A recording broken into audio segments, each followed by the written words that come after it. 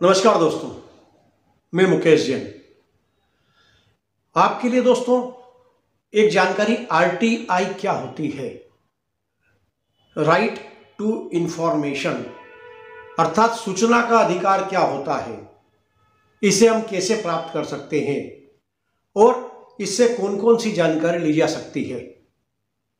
दोस्तों, सूचना का अधिकार अधिनियम 2005 हमें वो शक्तियां प्रदान करता है कि हम एक साधारण आवेदन देकर 10 रुपये शुल्क चुकाकर, और यदि हमारी आय या हम गरीबी रेखा के नीचे हैं तो हम उस गरीबी रेखा का जो नंबर है, हमारा सूची क्रमांक, सर्वे क्रमांक, वो लिखकर हम निःशुल्क जानकारी प्राप्त कर सकते हैं। यदि हम गरीबी रेखा से ऊपर हैं तो हमें 10 रुपये का स्टाम्प या 10 रुपये का पोस्टल ऑर्डर उसके साथ लगाना होता है, और हम जिस विभाग से जो सी भी जानकारी चाहिए हम प्राप्त कर सकते हैं। एक जागरूक नागरिक होने के नाते हम जो जानकारी जिसे सार्वजनिक किया जा सकता है या सरकार से संबंधित है या सरकार का जिसमें कहीं पैसा लगा हुआ है या सरकार द्वारा जो पोषित है, उससे हम जानकारी प्राप्त कर सकते हैं। यदि हमें किसी बच्चे की, हमारे बच्चे की या किसी परिचित की टीसी की कॉपी चाहिए या किसी संस्था का हमें आय व्यय का हिसाब देखना हो तो हम एक आवेदन देकर वो देख सकते हैं। यदि हमें उसकी सत्यापित छाया प्रति चाहिए होती है तो 2 रुपये प्रति पेज के हिसाब से वो लेते हैं और वो भी हमें उपलब्ध करा देते हैं। तो सूचना का अधिकार का यदि सदुपयोग किया जाए, मैं दुरुपयोग की बात नहीं कर रहा हूं, सदुपयोग, देश में जो कानून बने हैं यदि हम उन कानूनों का सही उपयोग करेंगे, सदुपयोग करेंगे तो यह आम जनता के लिए बहुत हितकारी होंगे। लेकिन कुछ लोग इसकी आड़ में ब्लैकमेलिंग करने लग जाते हैं, जो कि बहुत गलत है और वह नियमों का उल्लंघन है। इसलिए जब भी आपको कोई जानकारी चाहिए, आपके हक की जानकारी चाहिए, आप सूचना के अधिकार अधिनियम के तहत प्राप्त कर सकते हैं। आप ऑनलाइन आवेदन भी कर सकते हैं, आप ऑफलाइन आवेदन भी कर सकते हैं। आप जब आवेदन करेंगे तो आपको एक समय सीमा दी जाएगी कि आपको 15 दिन के अंदर, 10 दिन के अंदर, 20 दिन के अंदर, उनको मैक्सिमम 30 दिन के अंदर आपकी जो आपने जानकारी मांगी है उसके जवाब देना अनिवार्य होता है।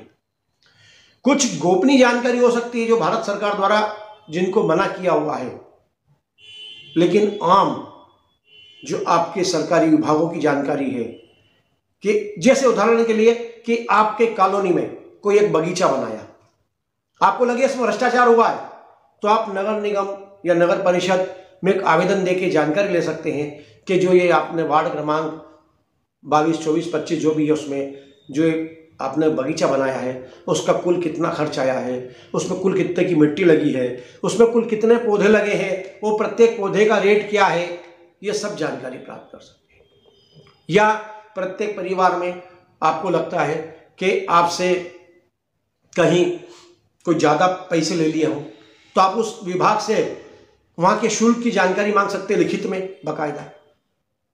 आप वहाँ जाके उनके अध्ययन कर सकते हैं। यदि आप अवलोकन करना चाहते हैं, आपको केवल उसकी सर्टिफाइड कॉपी नहीं चाहिए। या आपने किसी ने कोई शिकायत की है तो गवर्नमेंट ने उसका क्या निराकरण किया है, आप उसकी भी आरटीआई के द्वारा जानकारी निकाल सकते हैं।